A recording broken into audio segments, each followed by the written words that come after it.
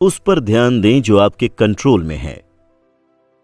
When Dyer कहते हैं, यह बहुत अजीब सी बात है कि आप उन चीजों को लेकर परेशान हो रहे हैं जो आपके कंट्रोल में हैं ही नहीं, क्योंकि आप ऐसी कंडीशन में कुछ भी नहीं कर सकते। और फिर सोचकर देखें तो आपको उन चीजों के बारे में भी परेशान होने की जरूरत नहीं है जिन्हें आप खुद कंट्रोल कर सकते हैं, क्योंकि वो तो आपके हाथ में है। याद रखिए, इस तरह परेशान होते रहने से आपकी स्पीड, आपके आगे बढ़ने की कैपेबिलिटी प्रभावित होती है। तो अब आप उन चीजों के बारे में सोचना और परेशान होना बंद करें जो आपके कंट्रोल में नहीं है। इससे सिर्फ आपकी एनर्जी वेस्ट होगी, वो एनर्जी जिसे आप अपने दूसरे काम पर फोकस करने में लगा सकते हैं। मैं अपने कोचिंग सेशंस के दौरान ज्यादातर समय लोगों को यह समझाने में लगाता हूं कि वो अपनी चुनौतियों और चिंताओं को कैसे दूर कर सकते हैं। मैं उन्हें यह समझने में मदद करता हूं कि वो क्या बदल सकते हैं, क्या उनके कंट्रोल में है और क्या नहीं। लेकिन मैं हमेशा ये सोचकर हैरान हो जाता हूं कि लोग अपना ज्यादातर वक्त ये सोचने में बिता देते हैं कि किसी भी कंडीशन को चेंज कैसे करें, जो दरअसल उनके कंट्रोल में है ही नहीं, और उसके बाद वो अक्सर इन्हें लेकर कंप्लेंट करते नजर आते हैं। इन सब का उपाय बहुत आसान सा है।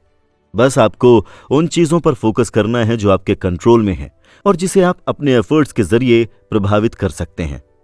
एक बात और याद रखें कि आप जिस बात की अभी फिलहाल शिकायत कर रहे हैं वो असल में आपके कंट्रोल में है ही नहीं।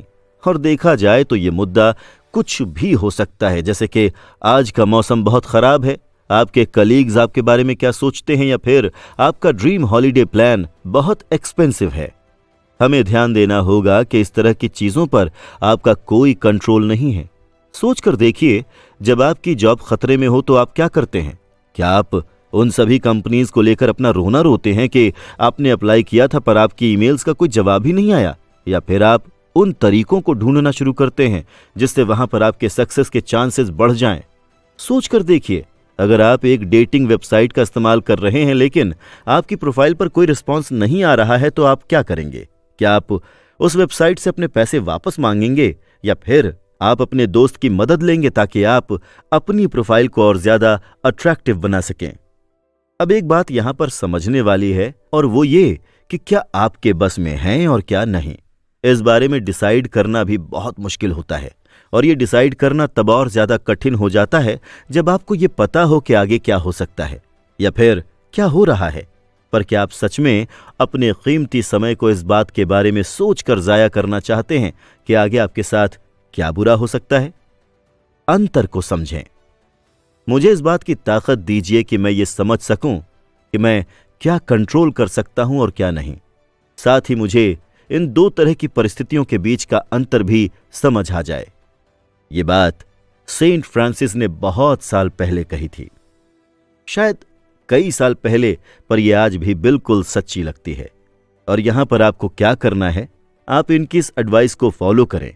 आप देखेंगे कि आप कितनी शांति के साथ जिंदा दिल जिंदगी जी पाते हैं। और अगर आपको ऐसा नहीं लगता तो समझ लीजिए, ऐसा करने के लिए आपके पास पर्याप्त क्षमता है। आपके पास आपकी भावनाएं हैं, आपके विचार, आभास, इमोशंस, दिमाग, सोच, चाहत और विश्वास, ये सब है जो कि इसमें आपकी मदद करेंगे। अगर आपने आपके अंदर मौजूद इन चीजों का सही ढंग से इस्तेमाल किया तो आप आने वाली किसी भी चुनौती के लिए तैयार रहेंगे। आप हर परिस्थिति में सही निर्णय ले पाएंगे।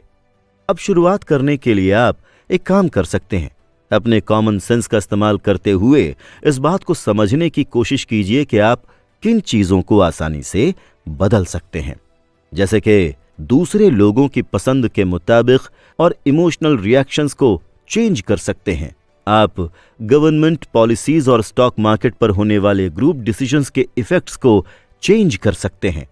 पर आप इन चीजों को आसानी से नहीं बदल सकते, जैसे कुछ ऐसी कंडीशंस जिनके बारे में अनुमान लगाना मुश्किल हो, जिसे हम एक्ट ऑफ गॉड भी कहते हैं, जैसे कि मौसम में होने वाला अचानक बदलाव। आप चाहकर भी इसे बदल नहीं सकते।